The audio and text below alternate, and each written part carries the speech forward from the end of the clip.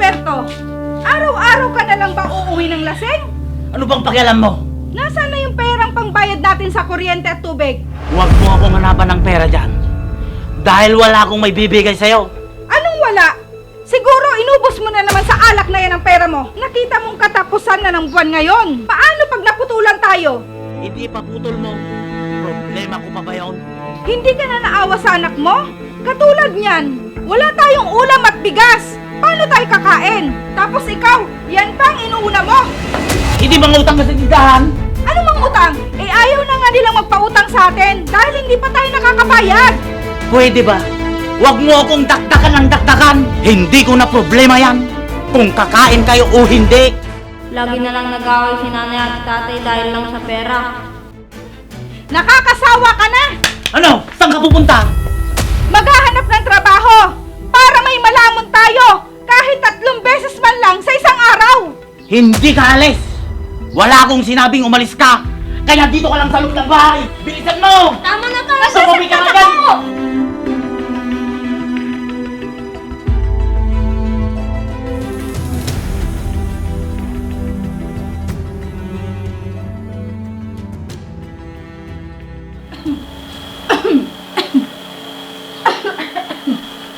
Oh, ayos lang po ba kayo, Nay?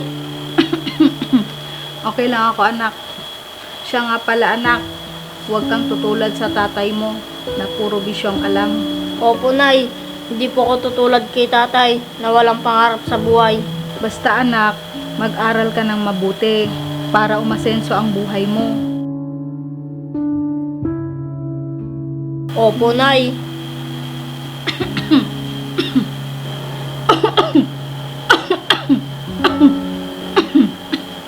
Nay, ba't hindi na lang tayo umalis dito sa bahay? Pasensya ka na, anak. Nagkasakit kasi ako, kaya hindi na ako makapaghanap ng trabaho.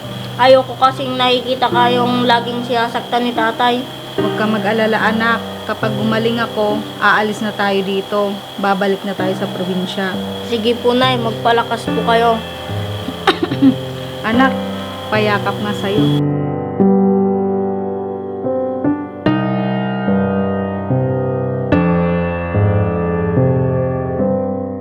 Basta tandaan mo, anak, mahal na mahal ka ni nanay. Mahal na mahal ko din kayo, Nay.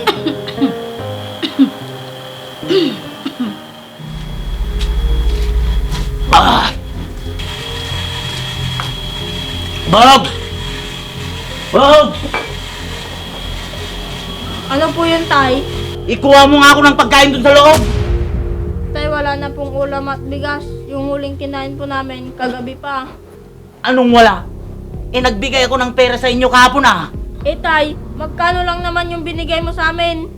At sumasagot ka pa? Umalis ka nga dito sa labang ko! Tay, kailangan na rin uminom ni nanay ng gamot. Oh, bakit mo sinasabi sa akin yan? Ako bang may sakit? Eh, Tay, bibili sana ako ng gamot. Wala nga akong pera. Umalis ka nga dito sa labang ko! Ang kulit mo! Pero, Tay, Bakit bang kulit mo? Ang dami mong tanong! Kung mamamatay ang nanay mo, wala akong pag-alam! Tay, malala na po yung sakit ni nanay. Wala akong pera! Wala akong pag-alam sa inyo! Malas na buhay ito! Makalis na nga!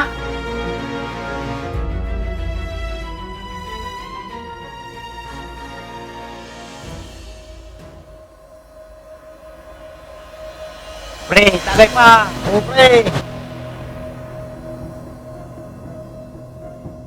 Pre, nakita ko yung anak mo nung isang araw. Nangangalakal ah. Tama lang yun. Para habang bata pa, marunong na magbanat ng buto. Di ba dapat ikaw yung naghahanap buhay sa mag-ina mo? Pare, huwag kang ang makialam. Di ka ba masaya ngayon? Libre kang umiinom ng alak ngayon dahil sa akin. Di naman sa ganun, pare. Nagmamalasakit lang ako sa pamilya mo. Ay naku pare, huwag mo silang masyadong intindihin. Ang importante, masaya tayo ngayon. Talaga to, oh. Ba't ka ba nagkakaganyan sa misis mo, pare? Dati-rati ang saya-saya inyong dalawa. Kung hindi lang ako niloko ng misis ko, baka hanggang ngayon, masaya pa rin kami. Ikaw naman, pre. Ang tagal-tagal na nun. Nakikita ko naman na nagbabago na si Mitch. Alam mo pre, ang kulit mo, tumagay ka na nga lang dyan. Nakawalan kasi ako sa mag-ina mo, pre. Lalo na sa anak mo. Huwag kang maawa doon. Paano kung hindi ko naman tunay na anak yon? Paano kung sa ibang lalaki niya yon? Alam mo, pre, huwag mong idamay yung anak mo sa kasalanan ni Mitch. Wala naman siyang alam sa nangyari sa inyo dati. Kahit na ano pang sabihin mo, pre, hindi na magbabago yung pagtingin ko kay mate. At lalo na sa anak namin. Dahil alam kong hindi ko yun anak. Bahala ka na nga dyan, pre. Ang tigas ng ulo mo. Ang dami po pang sinasabi. Tumagay ka na nga lang dyan.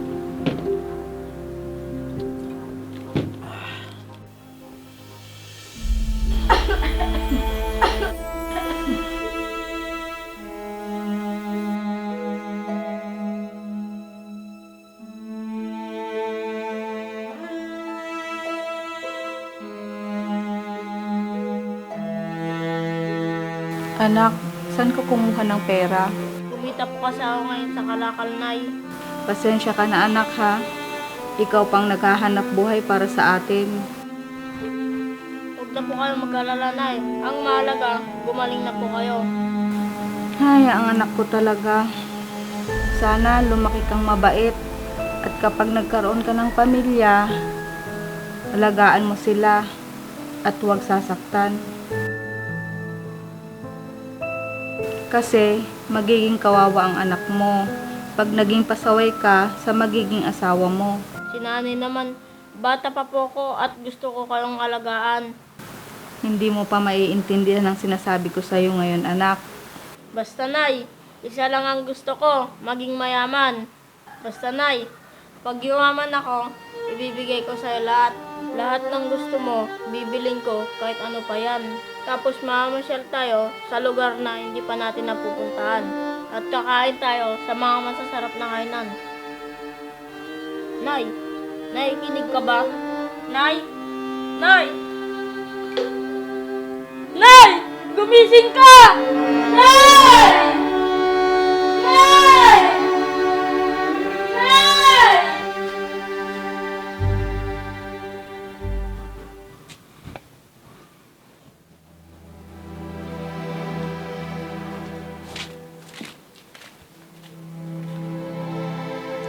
Pre, nakikiramay ako. Tara pre, tagay muna tayo. Ikaw talaga, pre.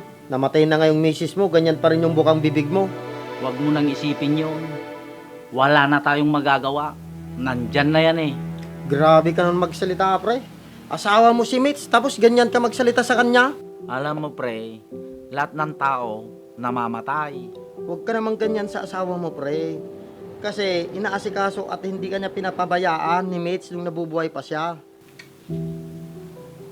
Alam mo, Tay, wala kang kwentang ama. Ikaw na lang sana namatay at hindi si nanay. Aba, bastos ka! Tama na, pre. Ano, Tay? Masaya ka na?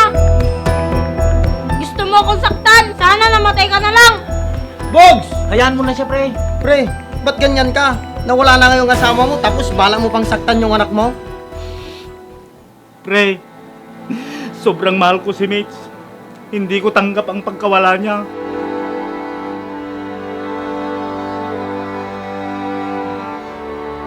Hindi ko siya maiwan-iwan. Kahit ilang beses na ako niloloko. Dahil talagang mahal ko siya. Pre, huli na ang lahat. Sana sinabi mo na yan nung nabubuhay pa siya. Dinadaan ko na lang sa alak yung galit ko.